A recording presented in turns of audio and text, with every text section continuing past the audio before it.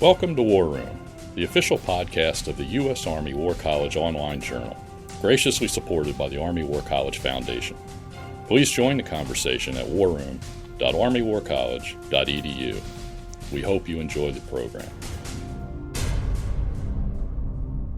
Make sure not to miss a single podcast and subscribe to A Better Peace, the War Room podcast, at iTunes, Google Play, or your favorite subscription service.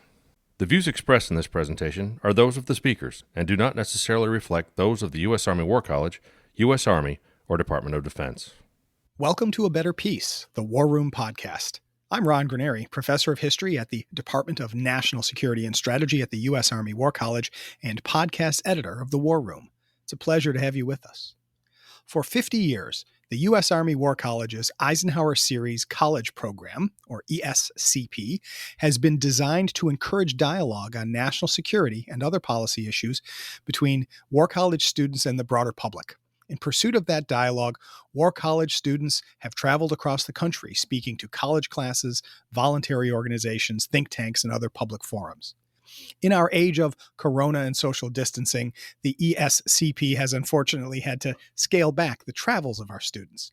Here at A Better Peace, however, we aim to pick up the slack by giving Eisenhower program participants a chance to share their expertise and insights. Today's topic is the internal dimension of strategy. The recently deceased scholar Colin Gray identified multiple dimensions within which strategy is developed to give students and practitioners a sense of the complex web of circumstances that place limits on abstract notions of strategy. These can include cultural, social, and political factors, and all of those outside the usual military conceptions of strategy. Our guests today to deal with this internal dimension of strategy include three members of the U.S. Army War College class of 2021. Lieutenant Colonel Rena Henderson-Alailima is an engineer with the Missouri National Guard, which she joined in 2013 following 11 years of service in the U.S. Army. She is deployed to Afghanistan and Korea, graduated from West Point with a degree in civil engineering, and holds a master's degree in engineering management. Before attending the Army War College, Lieutenant Colonel Henderson-Alailima commanded the 7th Weapons of Mass Destruction Civil Support Team. Colonel Jeff Munn is an Army officer with 21 years of active service. He was commissioned from the Reserve Officer Training Corps at Florida Southern College in 1999 and served in various command and staff positions in the United States and Germany. He served in the Pentagon twice on the Joint and Army staffs, managing equipment programs and defense budgeting processes. Colonel Munn has multiple deployments to Iraq and Afghanistan and served in Bosnia as well. He holds a master's in policy management from Georgetown University and a Master of Arts in Security Studies from Kansas State University. And our third guest, Lieutenant Colonel Nicholas Ploetz, is a U.S. Army Black Hawk helicopter pilot who has served in a variety of positions in the United States and overseas, including as a plans and policy officer for NATO Rapid Deployment Corps Spain. His most recent position was as an assault helicopter battalion commander in the 101st Airborne Division Air Assault. Lieutenant Colonel Ploetz also has extensive deployment experience to both Afghanistan and Iraq. He holds a Bachelor of Science in International Relations from the United States Military Academy and a Master of Arts in National Security Affairs from the Naval Postgraduate School. Welcome to A Better Peace, colleagues. Thanks for having us here, Ron. You bet. So I want to give each of you, in the normal course of things, when Eisenhower students go to a public forum, each gives a speech on a particular topic. We're going to give brief versions of those speeches today. And so I'm going to go with you in order of how I introduced you. So I would like to ask Rena to go first. Okay, so good afternoon, and thank you for inviting me for the opportunity to discuss climate change and national security. And I find it pretty fascinating and interesting to be able to discuss these two topics simultaneously, because not long ago, climate change as a national security threat was rarely discussed in the same sentence. But more recently, and especially with the new administration, more emphasis is being placed on climate change as a top threat to our national security. Climate change has the potential to tremendously affect global stability, military readiness, our need to respond to humanitarian crises, and it also brings a potential of great power conflict. And just to quickly define climate change is a long-term change in average weather patterns. The general impacts of climate change include rising sea levels, rising temperature, shrinking glaciers, thawing permafrost, and it can also mean more intense and frequent weather events such as droughts, floods, hurricanes, and heat waves. So now let's talk about that climate national security connection. How does climate change create a national security threat? First, climate change, it heightens and intensifies social and political instability in vulnerable and contested regions that our adversaries of the U.S. can exploit to further their interests. The impact of that increased instability is our increased need to engage militarily in order to protect our interests overseas. This is particularly concerning in regions such as the Arctic. The warming Arctic brings increased competition, military presence from our state adversaries, particularly the People's Republic of China and the Russian Federation, as they seek to control strategically important territory and resources. Furthermore, instability poses a national security threat because extremists and terrorist organizations, they turn these unstable regions into breeding grounds for their terrorist movements. And these terrorist movements, they have the potential to target democracies and Western ideals. Another impact of climate change to national security is climate change poses a direct threat to military installations. As a power generating and a power projection platform, the impact of non-resilient military installations is a decreased ability for the military to maintain combat readiness, and it's also a decreased ability to project power globally. Lastly, climate change increases the intensity of the frequency of natural disasters, which impacts our need to conduct more defense support of civil authority and humanitarian missions, which places strains in military, limits our ability and our capability to respond globally and domestically. The takeaway is the deteriorating climate, it's causing the U.S. a significant security concern, from growing instability to the potential of great power conflict to a decline in force readiness. And it's just generally impacting our ability to protect American national interests. But there's good news. Although the connection between climate change and national security did not always receive much attention and prioritization, there's growing acknowledgement within the military of the need to prepare for and respond to climate change in order to protect our national interests. Thank you. Thank you, Rena. We'll come back to you for questions in a bit, but first I want to go to Jeff Munn. Yeah, thank you, Ron, for allowing me to participate in this podcast. Following up on Rena's comments about climate change and how it impacts national security, it's a relevant point for where I'm going with my discussion on how the senior leaders discuss and make difficult decisions on our resourcing. Strategy requires a means or resources to achieve its ends. At the War College, we discuss the difficult decisions senior leaders make to balance resources necessary to maintain readiness, which is our ability to fight tonight, invest in modernization efforts, or the tools and equipment to deter or fight tomorrow's wars, and adjustments to force structure requirements, or the size and organization of our military, all within the budget constraints. And after 2 decades of war focused on counterinsurgency operations, our military is in the early stages of transitioning to compete and fight in an era of great power competition. Over the last few years, the department has applied resources towards improving readiness in the short term and paid for it with reductions in force structure and deferring modernization investments. The result was a marked improvement in readiness over the last few years, with resources applied to unit training, equipment maintenance, and soldier wellness. Now we're shifting focus to modernizing the force. There are several initiatives in the Army underway to achieve this effort. For example, in 2018, the Army established a 4-star headquarters, the Army Futures Command, based out of Austin, Texas. It has the mission of establishing future warfighting concepts, identifying capabilities needed to win tomorrow's wars, and working with industry and academia to realize those capabilities into tools and equipment for our objective force. There are several equipment programs in various stages of development in the science technology realm, and our senior leaders have the responsibility of deciding where to invest and where to accept risk. The third lever in our defense management processes is force structure. This describes how the military organizes personnel, weapon systems, and equipment to execute operations to achieve defense strategy objectives. Changes to force structure within a service may derive from changes to defense strategies following war or conflict, such as what we saw in the downsizing after World War II and the Gulf War. Or structure changes may also come about from changes to our operating concepts, such as the new multi-domain operational concept for 2028. Going forward, our leaders face difficult decisions on the size of the force needed to achieve defense strategy objectives, the amount of resources to apply to legacy equipment, and whether to sustain, increase, or decrease modernization investments that will soon be ready to incorporate into our objective force. The challenges of competing domestic priorities, such as COVID-19 expenditures, demands on infrastructure, education, health and welfare, constricting federal budgets, climate change, as discussed by Rena, influences from a variety of stakeholders in the military-industrial complex, and those external threats identified in our various strategic and policy documents all contribute to the challenges of balancing requirements within this budget.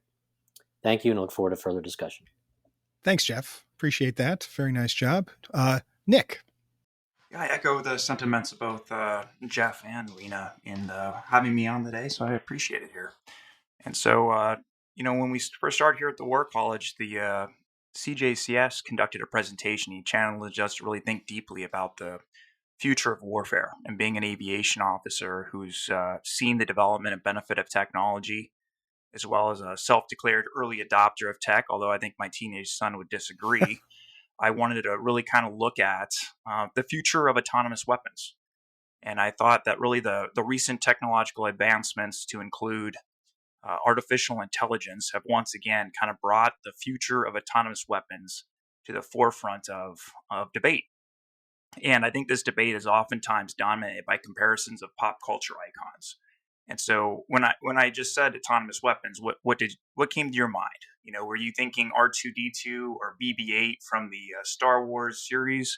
These are helpful droids that we tend to think of in positive light. Or were you immediately brought about with images of evil, human hunting sentinels from the Matrix or the Terminator? And I think these simple names, we start to assign moral agency to inanimate objects, and then you start to form narratives that certainly have emotional context to them. And instead, I wanted to propose and have conversations across the country here and reframe people's reference and look at the near future of autonomous weapons instead as a teaming between man and machine, and thinking a little bit more along the lines of something like Iron Man, to use another pop reference, where a human maintains that moral agency through a machine that exercises autonomy at a variety of levels to enhance overall capabilities. And I thought this framing, more closely resembled the near-term Department of Defense procurement efforts, which I actually believe will enhance our ability to meet international humanitarian law into the future. And although I certainly agree with the debate that future limitations on development of autonomous weapons may be prudent, some of the current efforts for an outright ban on the weapons, I believe right now, are premature. And I think because too much of the debate is actually focused on narrow definitions and environments, the real debate and discussion is on the level of freedom we're willing to give to an autonomous system, and trying to define where's the line between a human being on and out of the loop, and the loop referring to a decision cycle for a machine to make autonomously. And so how do you define it? Is it time? Is it space? Is it level of control?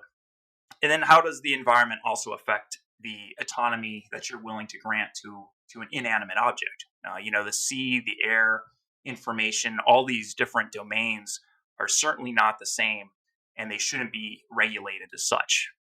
And so I think as we look at the future and the possibilities of leveraging technology to better inform human decision-making, we need to expand this conversation outside a default to an outright ban, and really kind of expand it outside of our pop culture references. And I think we should desire and be interacting across a wide-ranging group of interest groups, if you will, and have a conversation on what components of combat are truly human and cannot be delegated. All right. Well, thank you, Nick.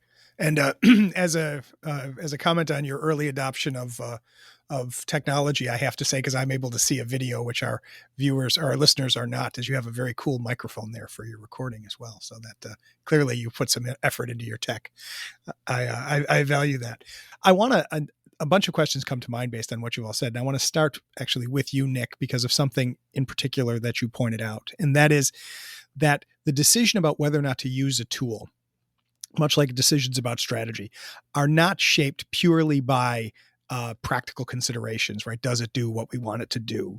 Any decision is fraught with or hedged around with pre-existing moral or cultural or social assumptions, right? So people are nervous about AI because, I'm not ashamed to admit that whenever we talk about AI, I always think of Arnold Schwarzenegger and the Terminator. That's the first place I go. But that's just me. I like the fact that you brought up R2-D2 and BB-8. But how do you see, let's say, as an Army officer, how do you see the military as making a case for the strategic use of particular technology, or make a case for it in a way that can be sensitive to the existence of these pre-existing factors that are sort of external, while also being true to the strategic argument? Say this is necessary, or this is useful for these reasons, but respecting those concerns that people might bring to it. Yeah, I think that's a very valid question. And I think through it probably in three different ways, I guess. And the first one is, I think the case starts off as being purely pragmatic. And it's pragmatic because right now we're seeing the use, or I should say the development and implementation of autonomous weapons across the globe by a variety of different actors, mainly states.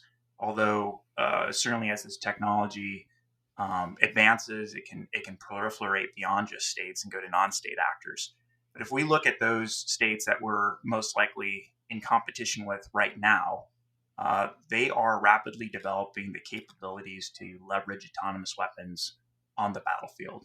And I think we would be at a disadvantage if we don't also think through how we're going to counter that weapon system. And although there may be ways that are not purely autonomous to counter, I tend to think you don't necessarily want to restrict yourself in developing something, i.e. an autonomous weapon, to counter somebody else's autonomous weapon. So one is pragmatic. I think there is a need that's going to get driven that way. The second one is really talking about what kind of limitations and commitment the U.S. government is willing to place on the development of autonomous weapons. And I think we've seen both the Vice Chief of the Joint Chiefs of Staff had stated in an earlier conversation how he did not want to see at least some level of human judgment over the leverage of autonomous weapons in the future. Whether or not that's on or in the loop, right? That's a difficult discussion to have because it's somewhere there, but at least some sort of control is something that we've even seen our most senior military leaders talk about. And I believe even General Murray recently talked about it. He's the U.S. Army's commander of Futures Command. So you're seeing the senior leaders talk about this requirement to have limitations and place constraints. And I think how we talk about and structure that may also allow it to go forward. And the third one is really probably just bringing up technology that we're seeing in our daily lives and allowing to see how well it works or fails to work. Think through, what are you comfortable with, Ron? You're thinking the Terminator. Well, I also think, is a toaster autonomous in some regards, right? At one point, it probably would have thought of it as not, right? I mean, it's a very simple machine, but at the end of the day, you push the button and the toaster makes all the decisions on what your toast looks like when it comes up, and it's not really that dangerous. True. And that goes all the way up to things like self-driving cars, which are becoming more and more prevalent on the roads today. So, as you think through what is autonomy and what are you comfortable with, I think as long as we leverage things like the pragmatism, putting in, set commitments, and also leveraging what we're comfortable with as a society, I think you can actually push the case a little bit farther. Excellent response, Nick. I got to say that, so many of these discussions about technology, people are nervous about technology, either because they're afraid of the people who are going to be programming the technology, or they're afraid that the technology is going to realize how imperfect the human beings are. I recommend an old classic in this field, the film The Forbin Project, about Colossus, which was a computer designed to take over the nuclear systems. Before Skynet, there was Colossus. But we'll come back to that in a second. I want to go to Rena because of a variation on the question that I asked Nick is, when you talk about climate change as a national security problem, once again, this is a topic that one can approach it at a purely pragmatic level, but it is very politically fraught within the United States. I would venture to say within the members of the services within Congress, and how can or should military leaders, strategic leaders, how can or should they take climate change into account as a strategic national security challenge while managing the political pushback that they will get for doing so? Skepticism and climate change go hand in hand, almost to the fact that in 2016, we had members of Congress saying that, hey, the military and intelligence security, the community, they need to focus on ISIS and not climate change. So what we had was an environment that just really did not pay much attention to climate change. So what the military does to combat that, in a sense, is we focus on the threat of climate change, aside from the political issue of climate change. What we have to do is we have to look at all the threats that face America and our military, and we say, hey, whether or not you want to believe in climate change or what's causing it, the fact of the matter is we have this threat. We have national disasters that are affecting our installations. We have events overseas that are causing instability in these regions. And those are the things that we address. And we try to stay far away from the political debate of it. Mm-hmm. And so hopefully, right, you're suggesting that you can make strategy on the basis of concrete problems. So you say, I can't tell you why there's a drought that's forcing people to flee or forcing a civil war in this area, but we need to respond to that. Is that fair? Yes, that's correct. That's very correct. We evaluate all our potential threats and the impact to mission readiness, and those threats, be it associated with climate change or whatever it could be, they're still there. Gotcha. And that's what we're responding to. All right. Well, this is good. And once again, then to move to you, Jeff, right, on the issue of politics, the issue of things that are outside of, if there ever was a pure realm of strategy, right? Certainly, you move out of that very quickly when you've got to get down to the fact that there are only so many dollars to spend on things. And should the military, when you're dealing with readiness and modernization, or how should the military, I should ask this, how should the military adapt strategy to resources, right? Do you find out how much you have to spend and decide then that's that's all you can do? Or do you decide what you absolutely want to do and then reallocate resources based on that? Yeah, I think it's a mixture of both. We obviously receive our strategy guidance from the various documents, national security strategy, national defense strategy, previous year's budgets, what we expect the next year's budget to be. And then it starts with prioritization. We look at, okay, these are what we're being told to do at the service level, at the joint service level, at the DoD level. We're being told this is what you must do. And then we have our priorities within the service to help achieve those objectives. And so the senior leaders have the difficult challenge of prioritizing and then weighing the risk of what they can and can't fund, or what they have to perhaps defer funding on, based on the limitations of the budget they were given. And so it's a matter of both. It's a balancing act of here's what I know I'm being told to do, and what we're being asked to do, and what would be nice to do.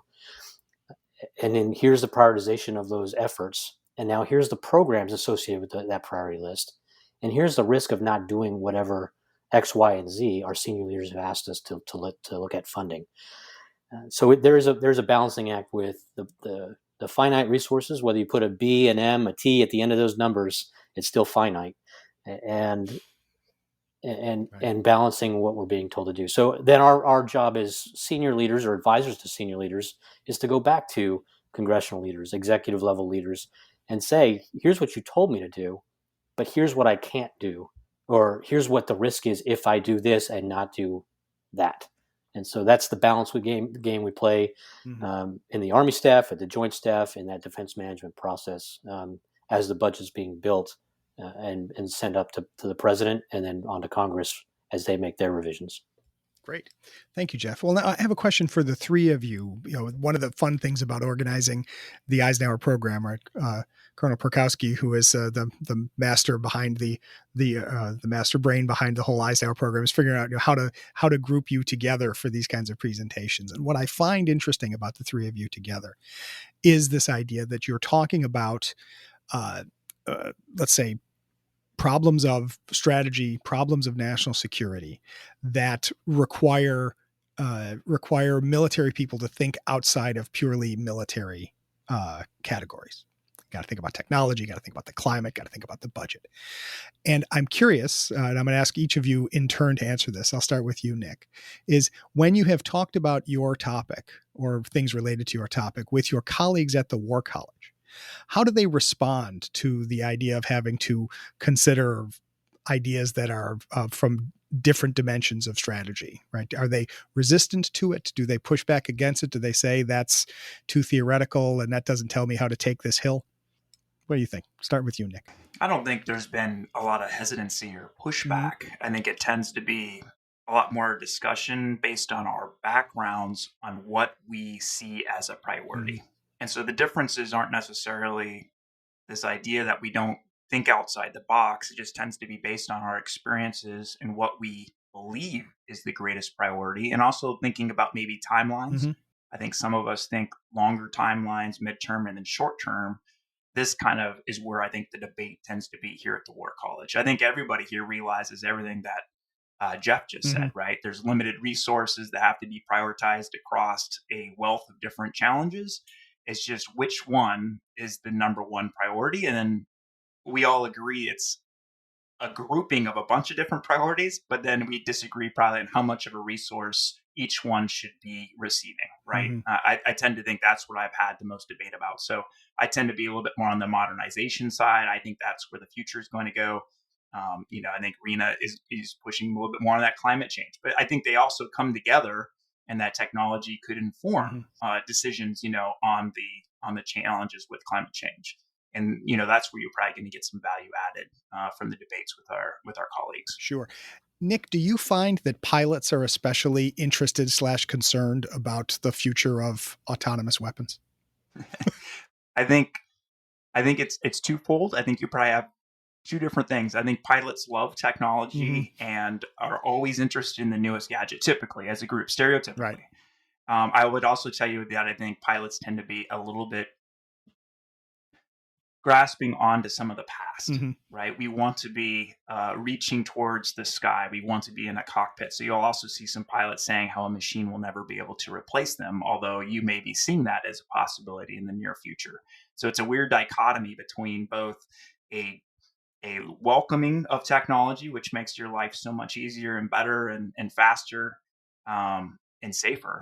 And then also this concern that it may drastically change what the future holds for you as a pilot, and whether that's even a possibility or a need in the future. Right. Thanks, Nick.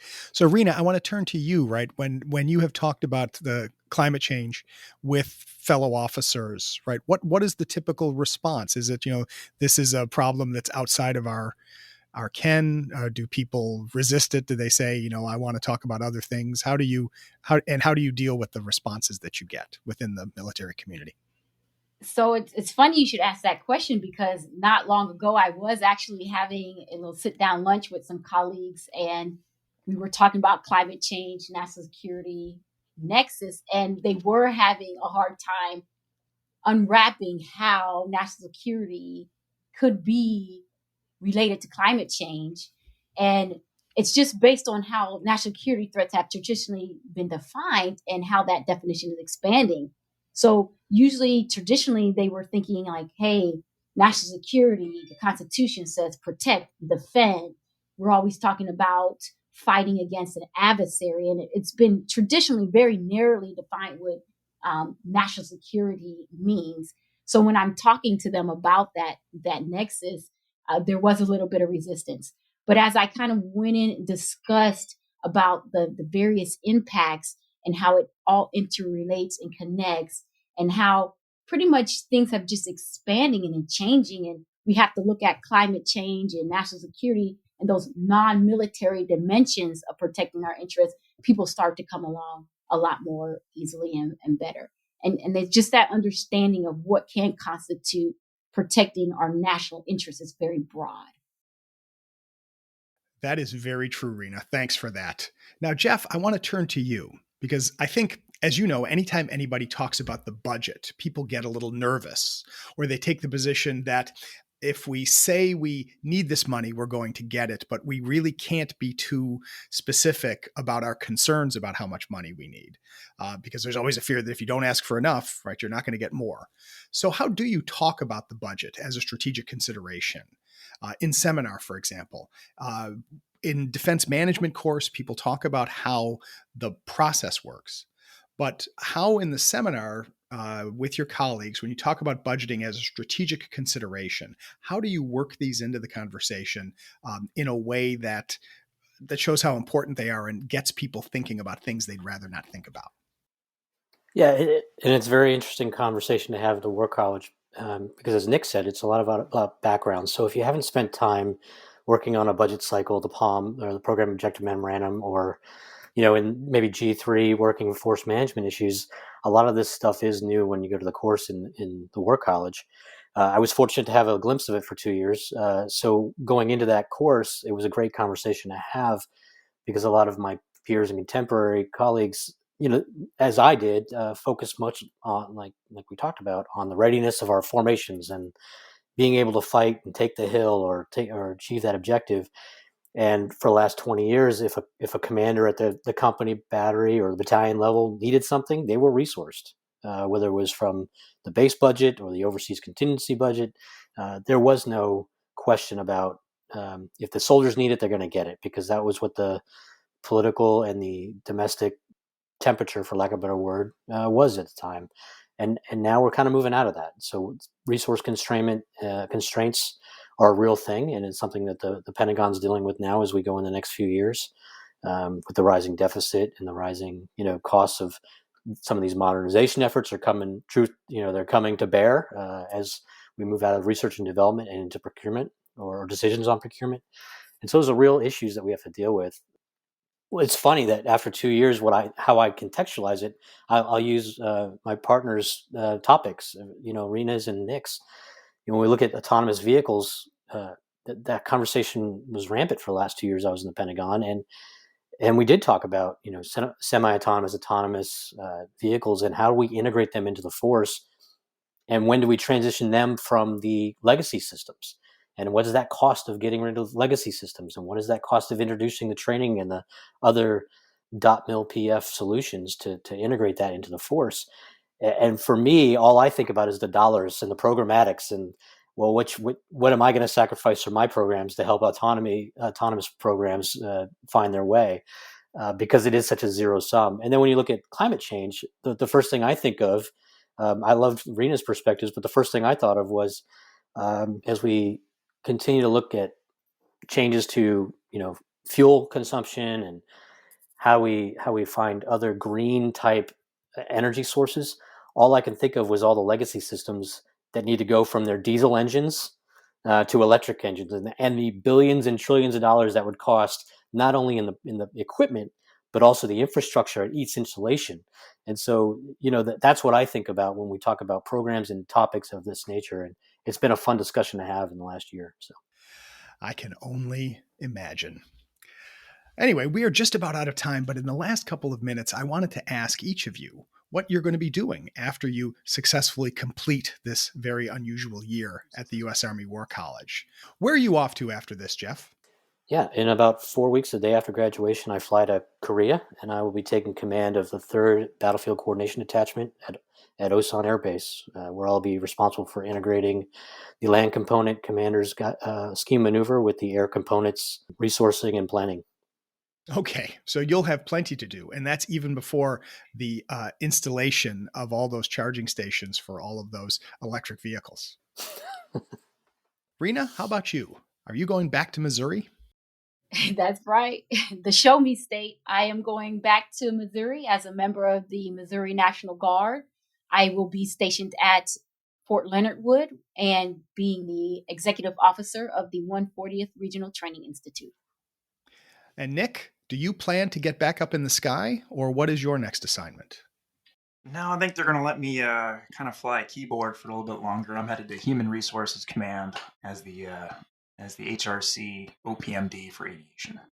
Well, wherever you go, we were delighted that you were able to spend your time here with us today to discuss your work on A Better Peace. So thank you, Colonel Jeff Munn, Lieutenant Colonel Rena Henderson-Alailima, and Lieutenant Colonel Nick Ploetz for joining us today. Thank you, Ron. Yeah, thanks for having us. And thanks to all of you for listening in. Please send us your comments on this program and all the programs, and subscribe to A Better Peace if you have not subscribed to A Better Peace already on the podcatcher of your choice. And after you have subscribed, please rate and review this podcast, because that is how other people can find out more about us. And we are always interested in hearing from you. We are always interested in building this community for these types of conversations. So even though this conversation is over, we look forward to welcoming you to the next one. And until next time, from the War Room, I'm Ron Granieri. And that concludes our program. Thank you for listening. The views expressed in this podcast reflect those of the speakers and do not necessarily reflect the views, policies, or positions of the U.S. Army or the Department of Defense. Let us know what you think. Provide us your feedback, comments, or suggestions through our webpage at warroom.armywarcollege.edu, and have a great day.